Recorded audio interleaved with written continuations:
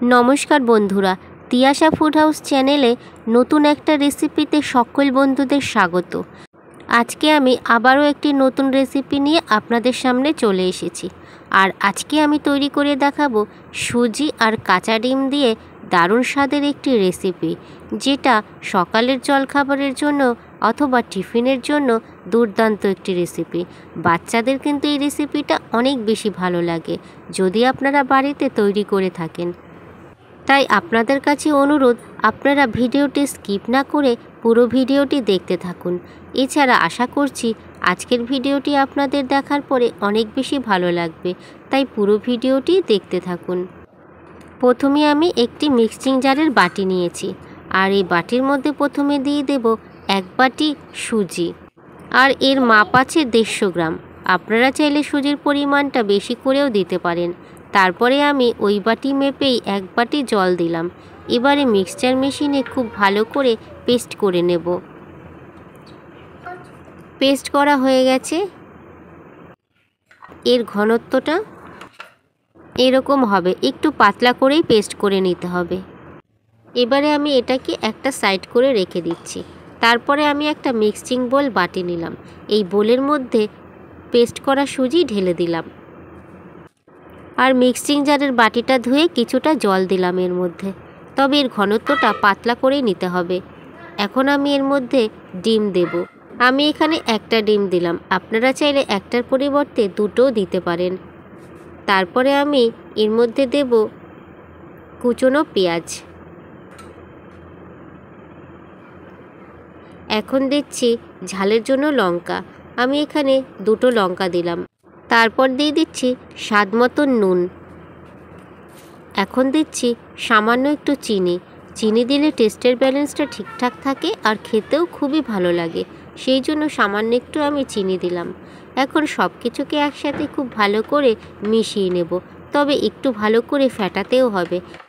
সুজির এই মিশ্রণটিকে যদি ভালোভাবে ফেটানো যায় তাহলে এই রেসিপিটি খুব সুন্দরভাবে তৈরি হবে।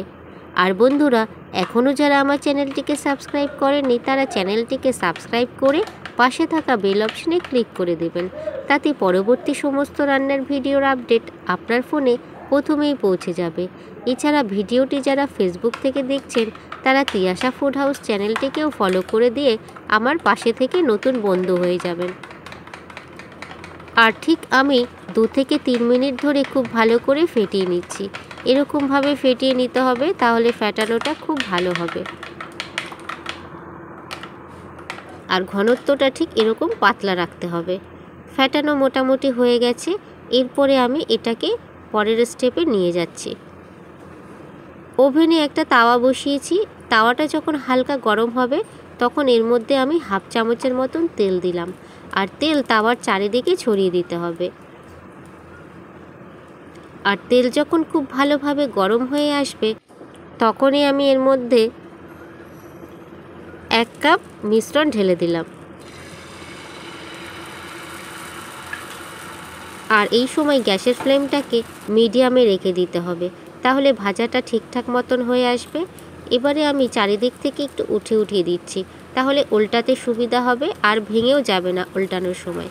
তবে এটাকে একটু লাল লাল করে ভেজে নিতে হবে, তাহলেই খেতে খুবই ভালো লাগবে। আশা করছি আজকের ভিডিওটি আপনাদের দেখার পরে অনেক বেশি ভালো লাগবে। আর আপনারাও বাড়িতে এই রেসিপিটা দেখার পরে একদিন হলেও ট্রাই করবেন। দেখবেন বাচ্চারা কিন্তু খুবই ভালোবেসে এই রেসিপিটা খেয়ে নিচ্ছে। দেখতেই পাচ্ছেন বন্ধুরা, এই পিঠটা বেশ সুন্দরভাবে লাল করে ভাজা হয়ে গেছে। এবারে আমি ওই পিঠটাও লাল করে ভেজে নিচ্ছি। আর এই দেখুন বন্ধুরা, এই পিঠটাও মোটামুটি লাল করে ভাজা হয়ে গেছে। এইভাবে কয়েকবার উল্টে পাল্টে লালচে করে আমি ভেজে নিচ্ছি। আর আমি এই ভাজাটাকে একটু ফোল্ড করে দিচ্ছি, তাহলে তুলতে সুবিধা হবে। এটা ভাজা হয়ে গেছে, এখন নামিয়ে নিলাম। এছাড়া বন্ধুরা, যেটুকু সুজির ব্যাটার ভাজতে বাকি আছে সেইটুকু দিয়ে ঠিক একই রকমভাবেই আমি ভেজে নেব।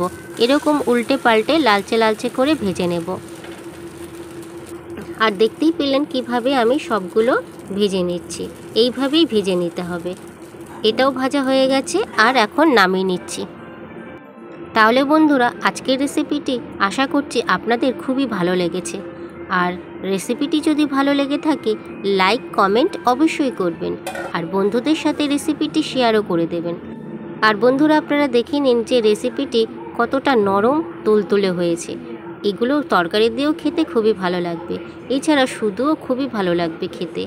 তাই রেসিপিটি পুরো থাকার জন্য অসংখ্য ধন্যবাদ।